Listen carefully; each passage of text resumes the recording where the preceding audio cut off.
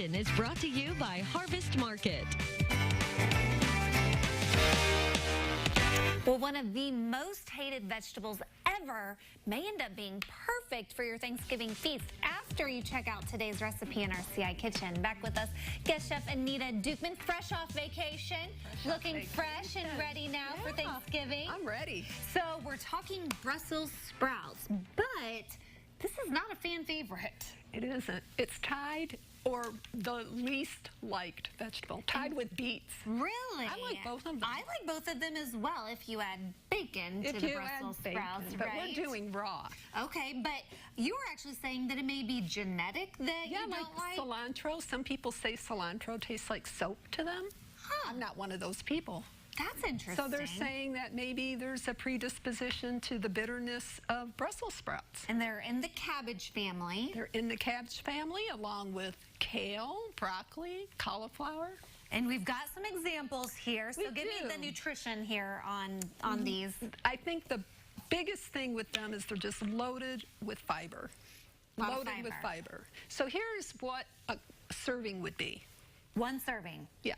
That's not that bad. No. I could do that. Although these aren't as big as this bad mamma jamma right here. Right. So there's a difference in what one Brussels sprout is. So I kind of picked out a few middle-of-the-road kind and filled a cup, and that's about what I got. Okay. So when you're wanting to serve Brussels sprouts, cut the ends off, peel off this outer layer, get rid of those rough outer layers. And then for this particular recipe, I use that mandolin that's over there. Dangerous, so be super careful. Right. Or a very sharp knife. Okay. Works well also. Or I've heard they sell them pre-shredded in a bag somewhere. Oh, I don't know where. That's if you're short on time, right? Yeah. They do take a little bit of time to shred. Or you just don't have a fancy little mandolin. No, but they're worth having. Oh, yeah. Yeah, they're handy and they're not very expensive. They are. Just watch your fingers, really. So lots of protein, vitamin C, vitamin A, and fiber. And fiber. So it protects your colon, protects you against cancer, protects your brain. I've got other things in this recipe too that are super healthy. Okay, well let's talk about it because it's looking like we're going to make a marinade or dressing. We're going to make a dressing, so you can start mixing. Sure. I brought this jar because I've been using a jar to mix my dressings in. Making it simple to store and right? save. And if it's a large enough jar, I can put my immersion blender in there on those particular type of recipes that require it. Okay. Or would like to have it. So what are we putting in here? Olive oil, of course, is the healthy oil. It's extra virgin olive oil. Since this is a raw salad, I'm using a good quality olive oil. If you're cooking with it and it's actually going to be heated somewhat, you can use a lesser quality. Okay. Then there's our favorite balsamic vinegar, which can really get pricey. So the one I brought today, or we're using today, is the one you see there. $5 for a bottle. That's about kind of like I buy wine, you know. Right. So they can get $30, $50, and even higher, depending on where they're from, how long they were aged. Okay. Anyway, so that's our splurging. choice. I'm a little frugal. Yeah, I'm a frugal with our balsamic. Frugal. Then we have maple syrup. You might need this. So it's not the pancake cheapy kind. It's the good stuff. What's the difference? Price. Oh, no. okay. Also, you know, this one is the sap from the tree. Oh, the so other one pure. is just, pure, real. Got it. Easy to find. We're not using that much. This is Dijon mustard. There are antioxidants in real maple syrup that are nowhere else.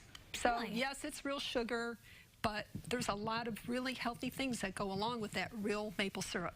Okay. Then a little salt and pepper you can use to your, discretion. Well, we're just I know you're a salt add lover, it all right? in there. And so then all we would do, put the lid on, maybe. And give it a little shake, shake, shake. Just shake it till it's all mixed. And you can use a smaller jar for something like this, or you can whisk it, and then we're good to go. And then we're going to top it over here on our shredded Brussels sprouts.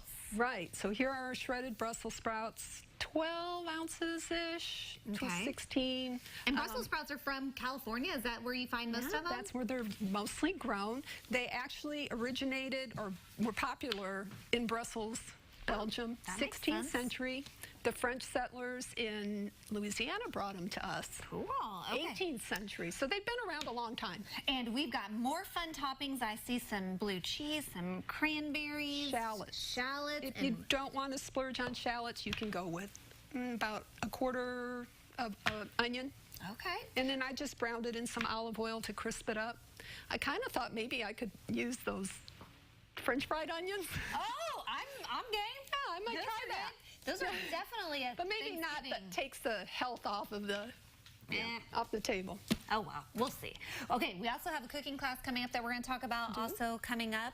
But in the meantime, if you want to look at Anita's recipe and the details on her upcoming cookie class, they're in Arthur. Head to ciLiving.tv. We got it posted for you.